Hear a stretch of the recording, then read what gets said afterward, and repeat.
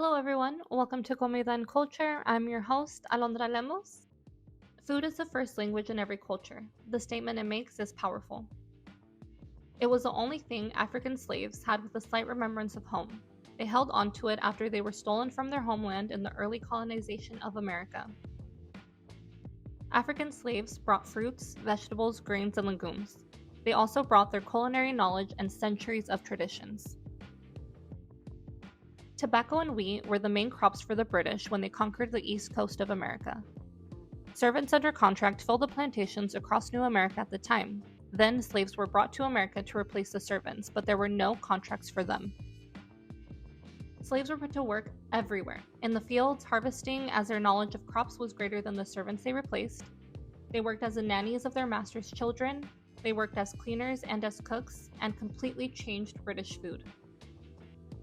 They incorporated spices from Africa and new vegetables that would form the base of what is now known as American cuisine. African slaves replaced savory meat pies from England with yams and fruits that are a beloved part of American culture. In a book by Dr. Kelly Fanto Dietz entitled Bound to the Fire, she speaks about African cooks in early America. By the early 1800s, you start seeing these West African recipes being written down by the white ladies of the house.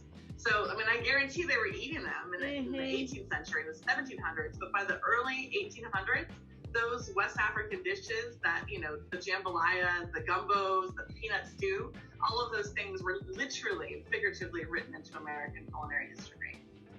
She says these skills and taste were handed down from generation to generation and significantly transformed American foodways. She also says she wants to tether the romance of food to the reality of slavery. Barbecue and spiced rubs, the tradition of cooking on an open flame, all originated in Africa. Rice, coffee, yams, okra, black-eyed peas, and watermelon are among the most recognized foods that transported to America from Africa. Slaves would start their own gardens, plantation owners watched, they grew fond of the food their cooks produced, and began to plant new crops all over.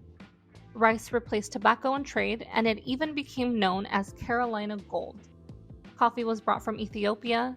Slaves from West Africa brought the cola nut, which was original form of caffeine in the iconic Coca-Cola.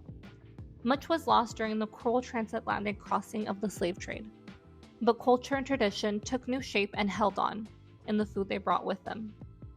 For Collegian Wired, this is Alondra Lemus reporting.